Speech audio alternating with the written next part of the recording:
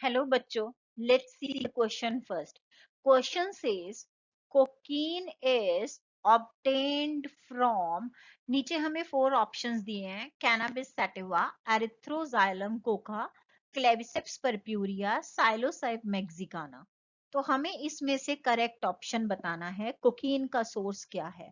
तो अगर हम इस क्वेश्चन का की कॉन्सेप्ट देखें तो की कॉन्सेप्ट में हमसे पूछा गया है कोकीन सोर्स। कोकीन जो है ये एक मेडिसिन एल्केलॉइड है जो कि हमें एक प्लांट से मिलता है, कोका प्लांट से। तो हम उसको वहां से ऑब्टेन करते हैं, पर ये एज अ ड्रग यूज होता है। तो इसके बैड इम्पैक्ट्स भी हैं और मेडिसिनल वैल्यू भी है।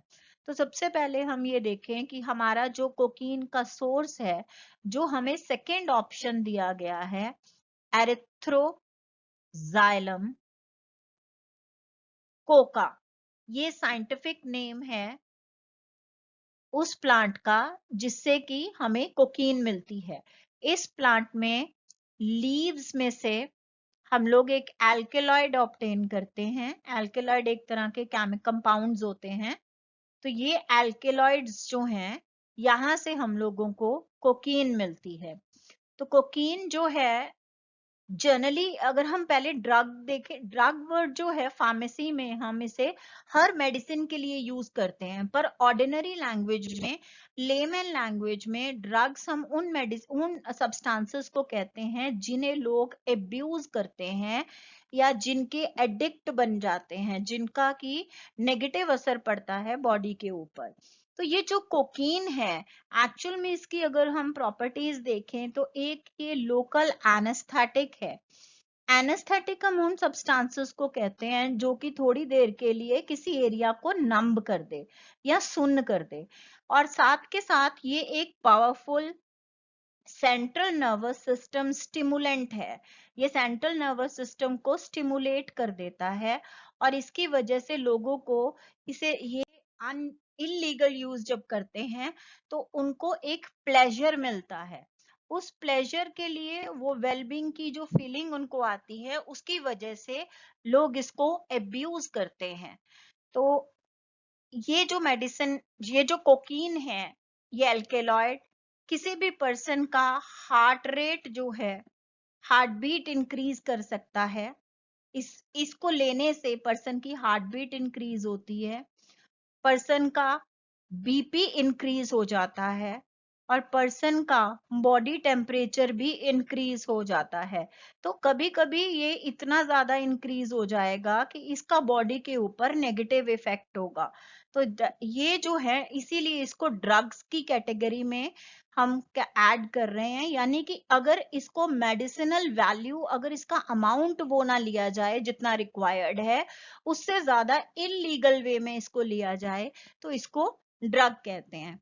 अब यहाँ पे जो हमें दूसरी ऑप्शन, जो फर्स्ट ऑप्शन हमें यहाँ पे दी गई है, कैनाबिस सैटिवा।